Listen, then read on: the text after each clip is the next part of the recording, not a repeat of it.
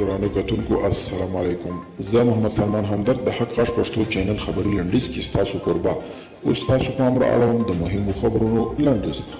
ولسمشر غني د خلیلزاد د ملاقات غوښتنه رد کړې ده. د افغان سولې لپاره د امریکا خاص استازی زلمي خلیلزاد ته نږدې سرچینې وایي چې ولسمشر غني د خلیلزاد د ملاقات غوښتنه رد کړې ده او ویلي دي چې بوخت دي او وخت نه لري چې له خلیلزاد سره وګوري. ایران د نړیوال پولیسو انټرپول څخه د ټرمپ د فوري نیولو غوښتنه کړې ده. ایران د قضایي قوې ویان غلام حسین اسماعیل ویلي چې ایران له انټرپول څخه د قاسم سلیماني او ابو مهدي المهندسي د وژونکو د ژر تر ژره نیولو غوښتنه کړې ده.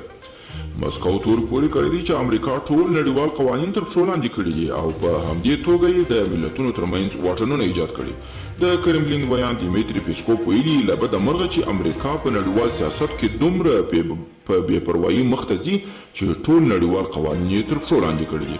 امریکا پر ایران نوي بندیزونه وضع کړي دي. د امریکا د خزانې وزارت ویلي چې د ایران د بیړۍ چلولو پر شرکت او د ایران د اوسپنې له صنعت سره پر ټولو 14 شرکتونو بندیزونه وضع کړي دي.